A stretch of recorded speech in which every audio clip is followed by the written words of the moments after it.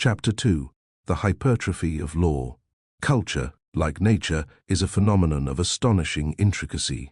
It is not a system we invent, but one into which we are born, entire, enclosing, and largely invisible. Before we can speak, we are spoken by it. Before we can think, we are shaped by its forms. Culture is a living matrix of assumptions, habits, rituals, myths, and expectations. A web of memory and meaning that enfolds us long before we gain the faculties to examine it. It is not transmitted like information, but absorbed like breath. It is the context in which life makes sense. To borrow Husserl's insight, culture is the background horizon, the pre-reflective stage upon which all human action takes place, but which itself remains mostly unarticulated. We do not enter into culture through argument or consent. We are inducted into it through imitation, initiation, and inheritance. Its power lies in its tacit nature, its ability to govern conduct, not through command, but through shared instinct. It shapes behavior not by demanding obedience, but by defining what is obvious. Its authority does not announce itself because it does not need to. That is its strength. Law, by contrast, is explicit. It is the grammar of force and formality, invoked not only when cultural instinct fails, but wherever clarity is needed across difference. Law speaks where culture stammers. It codifies where memory fades. It draws lines where belonging no longer defines the bounds of conduct. It is the instrument we reach for when the silent coherence of a people begins to unravel. It also appears when different peoples meet and discover that their assumptions no longer align. In this sense, law is not merely a substitute for culture, it is also its perimeter. It exists where culture runs out. On the borderlands between tribes, between cities, between civilizations, law steps in to do the work that shared memory cannot. It adjudicates between worldviews, not within them. In places where a common myth no longer holds, where there is no longer a shared sense of who we are, where we come from, or what we owe each other, law becomes the only remaining authority. It manages conflict not by invoking meaning, but by imposing order. And for this, law is indispensable. It enables pluralism to survive within a single polity. It sets terms for peace between cultures that would otherwise remain locked in endless feud. It makes contracts possible between strangers and establishes procedures for redress where common moral intuitions diverge. It protects the weak, restrains the strong, and offers a language of appeal that does not presume kinship or shared memory. In this role, law is civilization's mediator, an artificial but necessary scaffold built atop the eroded soil of communal life. Yet this necessity has its cost. For law does not cultivate harmony, it forestalls violence. It does not generate solidarity, it disciplines its absence. What law offers is not communion, but restraint. And the more law must mediate, the more it must expand, extending its logic into areas once governed by familiarity and trust. As a society becomes more diverse, more fragmented, more culturally plural, law migrates inward. It no longer remains at the border, but begins to colonize daily life. What was once resolved through ritual becomes a matter of regulation. What was once held in check by custom now requires complaint procedures, compliance teams, and statutory interpretation. The law enters schools, homes, friendships, workplaces, and festivals, not because it seeks to rule everything, but because the tacit agreements that once ruled these spaces have broken down. Where synergy once persisted, where people could feel the limits of behavior without having them spelled out, there is now only ambiguity. And ambiguity, in a society without myth, is dangerous. It breeds misunderstanding, it breeds offense, it breeds fear, and so the law moves in. But law cannot inspire, it cannot bind the soul. It cannot generate the sense of we. It can manage the absence of culture, but it cannot replace it. When law becomes the only language we share, the nation becomes not a people but a process, an administrative regime held together by grievance and arbitration. The civic becomes legal. The legal becomes total. And still, beneath the machinery, an irritated numbness groans. This is where W.E.V. Quine's insight becomes indispensable. In his theory of the indeterminacy of translation, Quine exposed a deep epistemological truth: that meaning can never be fully extracted from one context and transplanted into another without ambiguity. Translation is always provisional. No sentence, no word, no gesture has a fixed, universal correspondence across systems of meaning. Every utterance is shaped by a background of assumptions, histories, and values that cannot be captured by mere equivalence. What appears as the same in language is never exactly so. It is a negotiated approximation. Quine's thesis of the indeterminacy of translation holds that there is no objective, one-to-one correspondence between words in one language and meanings in another. Translation is never exact because meaning is not fixed. Every utterance is embedded in a broader web of cultural assumptions, habits, and histories. When that web is missing or altered, interpretation becomes guesswork. Even when the words remain, their significance drifts. What Quine showed about language applies equally to law. Legal rules, like linguistic ones, presume a shared background, a culture, a moral psychology, a set of tacit expectations. When that background is intact, law works seamlessly. Its meanings are felt as much as they are read, but when that background erodes, law begins to misfire. Its words grow hollow. Its categories float untethered. It becomes a system of signs without reference, obligations without resonance, verdicts without moral weight. Quine's thesis captures this disjunction in its starkest form. To see it more clearly, imagine two legal scholars of the distant future. They sit not in courtrooms, but among the ruins of our present. Their task is not to apply the law, but to reconstruct it, piecing together some semblance of moral order from the fragments that remain. Statutes have long since disintegrated. What endures are corporate land acknowledgements, ceremonial apologies, diversity statements, and archived footage of public rituals. Scholar A takes a reverent view. To him, the land acknowledgement is a modern covenant, a ritual confession of ancestral debt, echoing older forms of sacral obligation. The speaker is not merely signaling virtue, he is submitting to a moral order beyond himself, affirming a structure of reciprocity that outlives its immediate purpose. It is, in this view, the ghost of law dressed in ethical form. Scholar B disagrees. For him, these acknowledgements are strategic performances. They function as immunities, ritualized disclaimers to preempt critique, crafted not from faith, but from necessity. They stabilize institutions in an age of cultural volatility. What matters is not the history invoked, but the social function served: deferral, apology, and insulation from consequence. Both interpretations are plausible. Both are internally coherent. Both account for the observable ritual, yet neither can claim authority over meaning, because the inner world, the moral psychology of those who lived within these gestures, is lost. The ritual survives, but the rationale is opaque. This is the indeterminacy Quine described.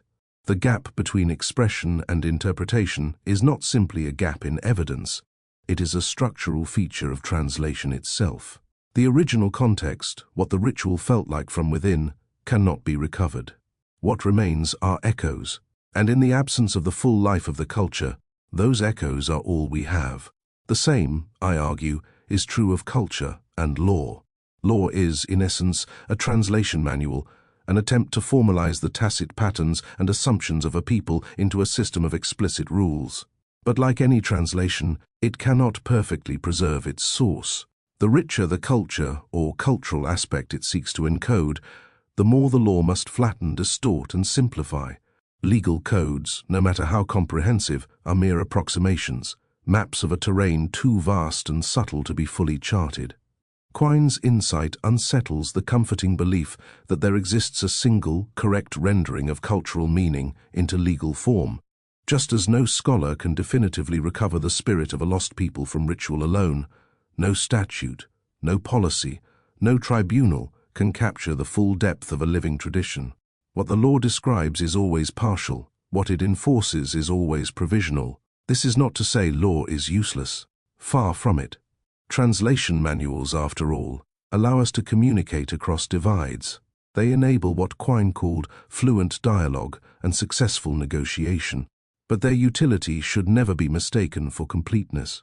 The danger arises when law, like any translation manual, is treated not as an imperfect tool, but as a total substitute for the cultural life it seeks to encode. Culture is a web of meanings, each strand connected to countless others, and none fully comprehensible in isolation. Culture is not merely social convention, nor private ritual. It is liminal, i.e., suspended between memory and behavior, between myth and norm, between what is done and what is meant. It thrives in the threshold zones, between the said and the unsaid, the individual and the communal, the sacred and the mundane. It is precisely this in-betweenness that makes it irreducible, and why no system designed for clarity, like law, can fully contain it. Law, by necessity, abstracts and isolates. It must carve out discrete categories, property, contract, crime, and pin them down with definitions that are meant to be universally applicable. But each of these categories is, in truth, embedded within a dense cultural matrix.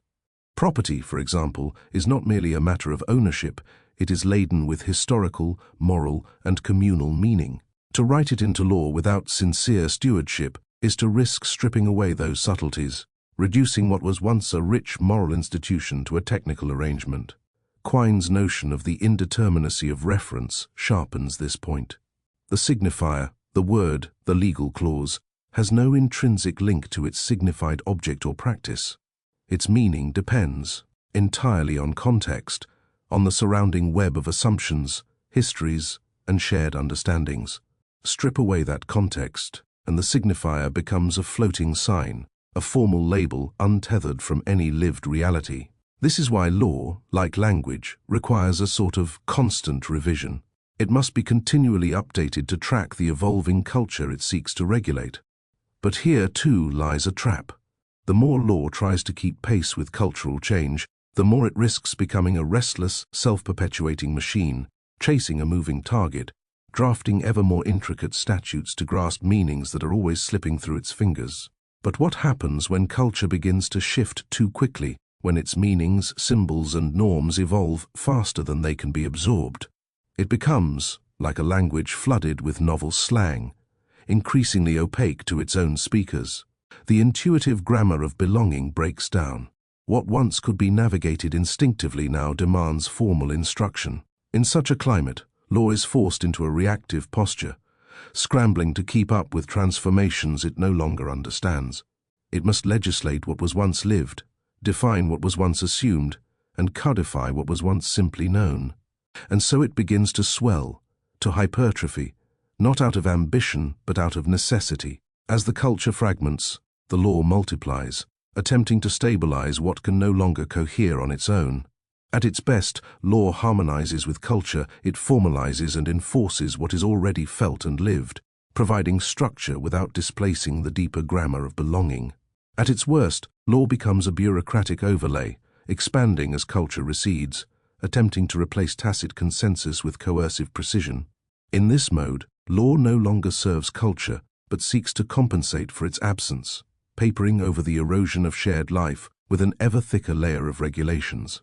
But when law grows detached from the culture it presumes to serve, it produces not open rebellion, but concealment. Citizens cease to protest, they begin to withhold. The truth retreats from public life, and survives only in private speech, in coded gestures, in the safety of trusted circles. This is the condition Timur Kuran called preference falsification, the misrepresentation of private belief under pressure from public expectation. In such a climate, sincerity becomes dangerous. People say what the law demands, but think what their ancestors thought. Outwardly, the script is followed. The prescribed words are spoken. The rituals are performed. But everyone senses the hollowness. Around dinner tables and in whispered exchanges, the consensus unravels. A surface of order conceals a structure of doubt. No one knows who truly believes and who is merely performing belief. This breeds a quiet revolt. The law is obeyed in form, evaded in practice, and mocked in private. Individuals learn to navigate the system with plausible deniability. Teachers reinterpret policies. Officers decline to enforce them. Civil servants comply selectively. Even the enforcers of the law become skeptics.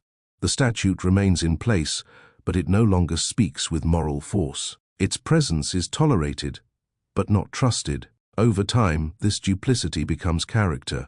Citizens learn to live in two registers, one public, one private. Forthrightness gives way to caution. Clarity is replaced by euphemism. The virtues of a healthy civic life, honesty, courage, moral seriousness, are traded for adaptability, ambiguity, and survival. Irony becomes safer than conviction. Sincerity becomes a liability. The system, unable to inspire belief, rewards performance. Those who rise are not the principled, but the pliable. The opportunist thrives where the truth-teller is punished. In such a world, cynicism is not a failure of morale. It is a mark of intelligence. Reform becomes impossible, not because there is no dissent, but because no one will voice it first. Dissenters, scattered and isolated, cannot find one another through the fog of public conformity.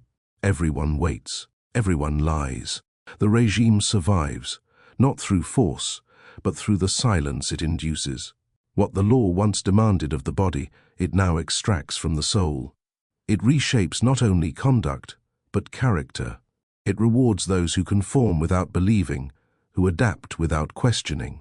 The result is a population governed not by shared memory or living myth, but by the exhausting choreography of surface compliance. It is not the machinery of law that fails, but the inner life of the people it governs. We begin to glimpse, then, the central predicament of modern governance, the attempt to rule through law what can only be sustained by culture. The more legal machinery we build, the clearer it becomes that no machinery can replace the silent authority of custom, honor, and shared memory. The law can manage conduct, but it cannot generate the loyalty and mutual recognition upon which true civic life depends. The problem is not that law errs, but that law necessarily underdetermines the life it seeks to govern. Culture, like nature, resists full codification, and when we forget this, when we treat legal texts as if they can fully capture the meaning of the social world, we set ourselves up for the very brittleness and alienation that now mark so much of modern life. We begin to glimpse, then, the central predicament of modern governance, the attempt to rule through law what can only be sustained by culture. The more legal machinery we build, the clearer it becomes that no machinery can replace the silent authority of custom, honor, and shared memory. The law can manage conduct, but it cannot generate the loyalty and mutual recognition upon which true civic life depends. But this is only half the picture. The deeper entanglement between law and culture, between the explicit and the tacit, becomes clearer still when we turn to the work of Pierre Duhem, whose reflections on the philosophy of science reveal a structural flaw at the very heart of any system that tries to formalize the world. Pierre Duhem, in his early 20th century treatise on the nature of physical theory, disrupted the prevailing understanding of scientific verification by dismantling what was then considered the pinnacle of empirical reasoning, the crucial experiment. This method, celebrated in the philosophy of science, was designed to pit two conflicting hypotheses against a decisive empirical test, where one would triumph and the other be discredited. Famous examples include the confirmation of general relativity during the 1919 solar eclipse and the replacement of the phlogiston theory by the oxidation model in combustion. Duhem rejected the idea that such experiments could ever decisively confirm or refute individual theories. A physical theory, he argued, is not a metaphysical explanation of reality, but a coherent system of mathematical propositions aiming to represent experimental phenomena as simply and accurately as possible. No hypothesis stands alone. Every test presupposes a network of auxiliary assumptions, instruments, and background beliefs. When predictions fail, what is revealed is not which single part of the system is flawed, but only that something somewhere within the web is misaligned. From this, Duhem's critique can be distilled into two essential insights. 1. The separability problem. No hypothesis can be tested in isolation. Every empirical inquiry is embedded within a broader framework of interconnected concepts and assumptions.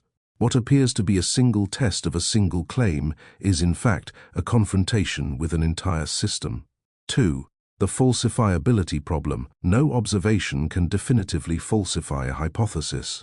Contradiction between theory and result may signal a problem, but it does not indicate where or what it is. Judgment becomes interpretive, not mechanical.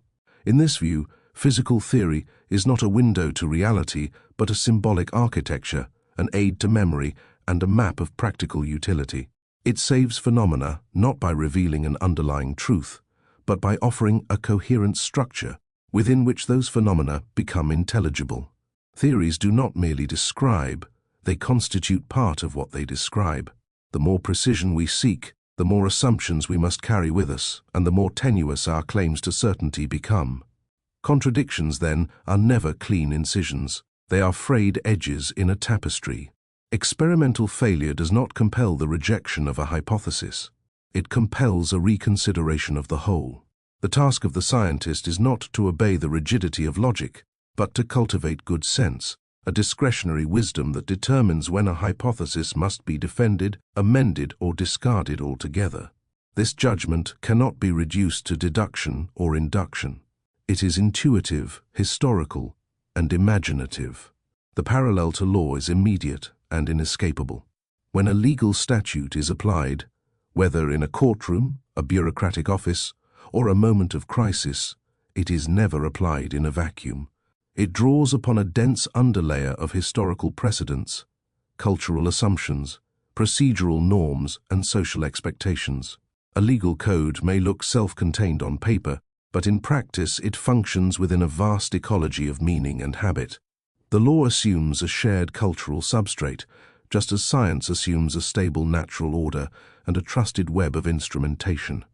When a legal rule appears to fail, when it produces outcomes that are widely regarded as unjust, impractical, or culturally tone-deaf, the system faces the same ambiguity Duhem identified in science. Was the law itself flawed? Was the problem a matter of interpretation, of procedural execution, of surrounding social context? Rarely is it clear. And so, like the scientist faced with a failed experiment, the legislator or judge adjusts the surrounding assumptions, patches the process, adds new clauses and amendments. The legal machine does not break. It adapts, mutates, absorbs. Yet, with each adjustment, the system grows more complex, more inwardly tangled, and more distant from the cultural ground it was meant to serve. What was once a living expression of communal life becomes, over time, a brittle lattice of compensatory fixes, a sprawling bureaucracy whose very complexity signals that something essential has been lost. This is why modern legal systems, particularly in high-trust societies like New Zealand, have grown hypertrophic. Once governed by a deeply felt web of tacit norms, shame, honor, obligation, they now rely on thick layers of codification to do the work that was once done silently. A century ago, a breach of communal trust might have been met with ostracism or moral reckoning within a close-knit circle. Today, it is met with formal complaints, compliance protocols, and the blunt instruments of policy enforcement. Law has not merely expanded, it has swollen to fill the vacuum left by a thinning culture. This growth is often celebrated as progress. We are told it is a sign of maturity that we now have explicit rules for what was once left vague, that we have replaced prejudice and parochialism with objectivity and procedure. But the analogy to science warns us otherwise. Just as no scientific theory can fully grasp the richness of the natural world, no legal code can fully capture the intricacies of cultural life. The more law attempts to formalize, the more it reveals the gaps between its formulas and the living reality beneath. Duhem's insight, that no single hypothesis can be conclusively falsified because no hypothesis stands alone, exposes the fallacy of believing that law can be perfected through incremental adjustment. Every legal failure, every policy malfunction, every social fracture addressed by the courts is not merely a problem of technical error. It is a signal that the deeper cultural ecology in which law is embedded may itself be misaligned or eroding. Consider the recent waves of public discourse around freedom of speech, hate speech laws, and cultural sensitivity. Each legislative tweak, each high-profile legal case, is presented as a fine-tuning of the balance between liberty and harm. But beneath these juridical maneuvers lies a broader cultural anxiety, a fraying consensus about what constitutes the common good, what binds us together, and what moral framework we share. The law is asked to adjudicate not just specific disputes, but fundamental questions of identity and belonging, questions that law is, by its nature, ill-equipped to resolve. And so the system gropes forward, layering new statutes upon old, drafting ever more detailed manuals of compliance, and expanding the machinery of enforcement. Yet each addition, each refinement, brings diminishing returns. The result is a paradox familiar to both scientists and lawmakers alike. The more precise the apparatus becomes, the more it reveals its own insufficiency. Duhem understood this well. The scientist, faced with a stubborn contradiction between theory and observation, may cling desperately to failing models, patching and extending them, rather than confronting the possibility that the entire framework is misaligned. Likewise, the modern legal order, when confronted with the failures of integration, the atomization of community, and the erosion of shared meaning, responds not by reconsidering its foundational assumptions, but by doubling down on legalism. The cost of this is not merely inefficiency, but a creeping estrangement between the governed and the governing. The law, once seen as an organic expression of communal will, begins to appear as an alien imposition, something administered from above rather than arising from within. Trust erodes, cynicism takes root, and the legal apparatus, sensing its own fragility, tightens its grip, mistaking coercion for legitimacy. This is the predicament of the modern state, caught in a cycle of legal hypertrophy and cultural anemia, mistaking the expansion of formal governance for the deep work of communal renewal. The law grows ever more precise, ever more expansive, yet the living ground it needs to flourish recedes beneath it. And so we circle back to the insight that both Quine and Duhem leave us with, that no system of rules, whether linguistic, scientific or legal, can ever fully master the organic world it seeks to codify. Law, like scientific theory, is a scaffolding, useful, necessary, but always incomplete. It can stabilize, it can incentivize, it can deter, but it cannot inspire. It may channel behavior, but it cannot generate the meaning that gives behavior its purpose. It can compel compliance, but not belonging. It may shape outcomes, but only culture can shape souls. The ultimate question, then, is not how we can perfect our laws, but how we can revitalize the cultural substratum that gives law its meaning and synergistic compliance. What is the mythic core that sustains a people? What are the stories, memories, and tacit bonds that no statute can replace? If law is the scaffolding and culture the organic body it overlays, then the heart of that body is myth. Not myth in the vulgar sense of falsehood, but myth as the living pulse of shared meaning. Those primal narratives, symbols, and rituals through which a people understands itself. Myth, in this sense, is not optional ornamentation, but the deep grammar of collective life. It is what binds the present to the past, what transmits identity across generations, and what gives texture and color to the otherwise gray fabric of existence. Myth is that which cannot be legislated, for it is prior to law. It is the condition of law's possibility, the source from which law draws its legitimacy and to which it must always answer. When myth is strong, when a people knows who it is, where it has come from, and what it is for, law can be modest, almost invisible. It need only formalize what is already deeply felt. But when myth weakens, when a people's memory becomes fragmented, its symbols contested, its sense of purpose blurred, law must swell to fill the void, becoming ever more explicit, invasive, and brittle. This is why every vibrant culture carries within it a mythic core, an unspoken sense of home, kinship, duty, and destiny. This core often cannot be fully articulated by those who live within it. Like a living being, it often perishes under the dissection of observation and abstraction. Any label flattens it, any attempt to define it risks negating it. A culture worth loving does not declare itself, it is felt, embodied, lived, and crucially, it is exclusive by nature. Myth is particular. It binds a people to a specific land, a specific history, a specific way of being.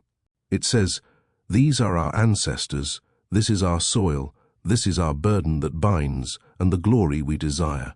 In our modern age, we are told that such particularity is dangerous. parochial at best, oppressive at worst. We are urged to abandon the myths of the past in favor of abstract universalism, human rights, global citizenship, procedural fairness. But these abstractions, while rhetorically potent, lack the binding power of myth. They may instruct, but they do not inspire. They may regulate, but they do not bind. And so, even as the machinery of governance becomes more sophisticated, the lived experience of belonging becomes thinner, more fragile. But when myth fails, when the shared story dissolves into abstraction and the particular is disavowed, what rushes in to fill the void is not peace but competition. Without a sacred narrative to order desire and mediate conflict, societies become increasingly vulnerable to mimetic rivalries, not disputes over truth, but over recognition, status, and belonging. In a future chapter, we will turn to the work of René Girard to explore this darker consequence of cultural erosion. For Girard, violence is not the residue of primitive societies, it is the ever-present consequence of unmet desires in the absence of shared meaning. When the mythic core dissolves, so too does the structure that once contained envy and redirected it through ritual and sacrifice. The result is not harmony, but a fragile truce enforced by surveillance, litigation, management, and growing demand for scapegoating. The modern result is a profound spiritual anemia, a disorienting sense of drift and dislocation that no legal code can cure. We see it in the rising anxiety of young people who inherit not a coherent narrative of who they are, but a collage of disjointed identities and imported slogans. We see it in the hollowing out of civic rituals, once infused with deep meaning, now reduced to empty performance. We see it in the desperate search for belonging in virtual spaces, where the bonds of community are fleeting and insubstantial. The philosopher Georges Sorel, writing in another era of social upheaval, understood the centrality of myth. Myths, he wrote, are not descriptions of things, but an expression of a will to act. Myths are not merely stories we tell, they are the energy that propels a people forward, that makes sacrifice intelligible and duty bearable. Without myth, action becomes sterile, governance becomes mechanical, and law becomes a cage. This is why legal hypertrophy, however technically refined, cannot reverse cultural decay. The machinery of law cannot substitute for the mythic work of belonging. It can enforce, but it cannot inspire. It can command, but it cannot endow life with meaning. The deeper crisis we face is not a crisis of policy, but a crisis of coherence in memory, identity, and purpose. Quine's and Duhame's lessons converge here. Both teach us the limits of formal systems. Whether in science, language, or law, the formal overlay is always underdetermined by the reality it seeks to master. And that reality, whether nature or culture, has its own logic, its own depth, which resists full capture. The task before us, then, is not merely to refine our laws, but to renew our myths, to recover the stories, symbols, and shared understandings that give law its grounding and life its meaning. This is not a call for nostalgic reenactment, but for living continuity, a rerouting of the present in the deep soil of the past, so that the future may have form and direction. A nation that remembers who it is, a nation with a strong mythic core, needs little law to hold it together. Its people are bound by invisible threads of loyalty, memory, and shared fate. But a nation that forgets must rely on ever more intrusive statutes, ever more elaborate bureaucracies, to simulate the cohesion it has lost. The former is a living order, the latter a mechanical facsimile doomed to brittleness and decay. We are, today, caught between these two realities. The machinery of law hums ever more loudly, yet the silence at the heart of our culture grows more profound. To reverse this trajectory requires courage, not the technocratic courage of policy reform, but the deeper, more unsettling courage of cultural reclamation. We must dare to ask who we are, what we have lost, and what we must recover if we are to endure. We stand, then, at a crossroads between the brittle comfort of legalism and the arduous task of cultural renewal. One path offers short-term control and long-term decay, the other, hardship and conflict, but also the possibility of vitality that comes with curing the sickness unto death, i.e., the despair of not being willing to be oneself. To move forward, we must first clarify what has gone wrong. The crisis is not merely institutional, nor is it a matter of technical governance. It is structural. We have confused the scaffolding for the structure, mistaking law for the life it was meant to support. We have treated legal precision as a substitute for cultural coherence, and in doing so, we have burdened our rules with work they were never meant to bear. What follows is a distilled account of the principles explored so far, an attempt to formalize, without flattening, the argument that law can never replace the thick weave of custom, memory, and meaning. Just as scientific theories cannot be tested in isolation, neither can laws be understood apart from the cultural frameworks they presuppose and depend upon. 1. The separability thesis of culture. No single custom, norm, or tradition has observable consequences standing alone. Cultural practices do not exist in isolation. They arise within a dense architecture of historical inheritance, collective memory, unconscious myth, and tacit assumptions. Every visible ritual or tradition is part of a larger semantic system that grants it coherence. A legislator who attempts to extract and formalize one such practice as freestanding law inevitably abstracts it from its living context, distorting its meaning and undermining its vitality. Customs and rituals, far from being mechanistic responses to external conditions, are negotiated and embodied practices, lived repetitions of communal ideals. Their authority does not stem from logic or doctrine, but from the felt sense that they belong. Their significance must be understood not as mechanical function, but as a form of cultural memory, rooted in myth and enacted through repetition. 2. The falsifiability thesis of law. No single legal statute can be conclusively falsified by any isolated social outcome. Law is always underdetermined by its effects, because it operates within a lattice of cultural expectations, procedural conventions, institutional inertia, and unspoken norms. When a law appears to produce unjust results, it is never immediately clear which principle, assumption, or structural dependency is at fault. Judicial failure cannot be conclusively assigned because every outcome is entangled within a network of auxiliary conditions. The process of reform reflects this ambiguity. It is rarely a matter of correction, but of perpetual readjustment. Legal systems circle endlessly through amendments and reinterpretations, chasing meanings that shift faster than they can be codified. The indeterminacy is not a flaw, but a structural condition.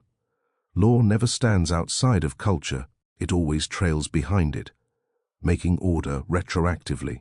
3. Law as a symbolic approximation of culture. Law does not generate culture, it reflects and refracts it. It serves as a translation manual, attempting to formalize and preserve the deeper rhythms of collective life. But like any translation, it simplifies, distorts, and reduces. A legal code, no matter how intricate or precise, is a symbolic approximation, a snapshot of a cultural moment already in motion. The enactment of a law is not the freezing of cultural meaning, but a delayed formalization, always arriving after the lived experience it hopes to preserve has already begun to evolve. The more intricate the statute, the more visible its distance from the intuitive coherence it seeks to capture. Law is therefore not the master of culture, but its mirror and its shadow. Its legitimacy does not derive from procedural completeness or logical consistency alone, but from the depth of its resonance with a people's mythic and moral life. A legal system that fails to reflect its culture's deeper symbolic order becomes brittle, even if technically sound. 4. Custom as embodied memory. Customs and tacit norms are not reactive mechanisms but civilizational memories encoded in behavior. Each rite or tradition carries within it the sediment of historical judgments, moral assumptions, and communal identity. They are not merely social artifacts. They are vessels of memory and orientation. In their repetition, customs affirm what a people consider worth preserving. Their meaning lies not in codified explanation, but in the shared intuition of their rightness. The vitality of custom depends not on its logical defensibility, but on its capacity to bind generations into a coherent story. Attempts to formalize custom often fail because they strip it of its context. What is enacted without reflection loses its sense when dissected. As with language, it is not grammar alone that makes meaning, but fluency, a shared, practiced form of life that precedes explanation. 5. The necessity of good sense in law and culture. There is no absolute principle or procedural formula that guarantees the legitimacy of law or the coherence of culture. Precedent, logic, and legislative intent may guide interpretation, but ultimately, both law and custom rely on the good sense of a people, a moral and cultural intuition that cannot be reduced to formal rules. This is the mirror of Duhaim's thesis in science. Beyond technical precision lies the necessity of judgment, a legal system that survives only through technical maneuvering, while the cultural soil beneath it withers, becomes a hollow shell, maintained by bureaucracy long after its foundations have crumbled. Likewise, cultural forms persist not by repetition alone, but by the living discernment of what still matters. Tradition is not static preservation, but dynamic continuity, a responsiveness to the present that does not betray the past. 6. The elusiveness and excess of meaning. Neither law nor custom can fully exhaust the meanings they carry. Enforcement and performance, whether by the state, the community, or the self, never settle the question of significance. Every statute, every ritual, every moral sanction is a gesture toward coherence, but the totality of meaning always exceeds what is codified or enacted. Even collective consensus, shared enforcement, public assent, institutional affirmation does not fully pin down a practice's significance. Meaning remains fluid, evolving with the people who live it. Customs and laws are not fixed monuments, but living participants in an ever-shifting cultural landscape. This excess is not an error, but a condition of vitality. It is what gives culture depth and law humility. What binds a people together is not the finality of their rules, but the richness of their shared intuition, the unspoken agreement that lies beneath speech, and the symbolic coherence that no code can fully capture. 7. Legal hypertrophy as a symptom of cultural decay. Law expands not because it grows more ambitious, but because it must compensate for what culture no longer provides. As communal memory fades and the grammar of tacit belonging unravels, law is forced to do what custom once achieved silently, to define, to regulate, to compel. The hypertrophy of law signals not bureaucratic excess, but cultural anemia. What was once managed through shame, honor, and social expectation must now be administered through codes, complaints, and compliance regimes. A thick legal order, far from being a sign of maturity, may be the clearest evidence of societal fragmentation. 8. Myth as the precondition of law's legitimacy. Law does not stand on its own. It draws its meaning and authority from a deeper cultural stratum, myth. Not myth as falsehood, but myth as the shared narrative core that binds a people to their past, to one another, and to a sense of destiny. When this core is strong, law is minimal and modest. It formalizes what is already lived. When the core erodes, law swells, hoping to simulate cohesion by force. But law cannot generate the loyalty or coherence it presumes. It can guide conduct, but it cannot inspire belonging. Culture shapes souls. Law merely constrains them. 9. The conditions of preference falsification. When law diverges too far from the culture it presumes to codify, it no longer commands belief, it compels performance. In such conditions, individuals begin to falsify their preferences. They speak the language of the law in public while reserving their true convictions for private spaces. This concealment, over time, reshapes the character of the citizenry. Sincerity becomes suspect. Forthrightness is replaced by caution. The virtues rewarded in such a regime are those of ambiguity, adaptability, and plausible deniability. As a result, trust decays. Civic courage withers. Public discourse is dominated by actors who perform consensus while privately doubting its legitimacy. The law remains in force, but it no longer governs hearts. It governs surfaces. A society that cannot speak honestly cannot reform itself. What emerges is not rebellion but drift, a population fluent in compliance and estranged from conviction. The legal system survives, but the people disappear from within it. Law expands where meaning thins. Its machinery grows not out of clarity, but out of loss. And in this expansion, something is exposed, not only about the law, but about ourselves. We no longer know where we stand. What was once guided by memory, custom, and unspoken obligation is now navigated through forms, warnings, and threats. Yet no one feels at home under the shadow of enforcement. The rules accumulate, but the ground beneath them disappears. This is the despair that Kierkegaard called the sickness unto death, the self that no longer knows itself. It is also the danger Girard foresaw, where shared meaning collapses and mimetic desire ignites without the guidance of myth or ritual. The law cannot speak to this condition. It cannot tell us who we are. It cannot tell us where we are. What is missing is orientation, not a bureaucratic plan, but an existential map, a way to situate oneself in time, place, and moral inheritance. Culture once offered this. It gave shape to life before law tried to contain it. It told us where we belonged, who we were bound to, and what we owed.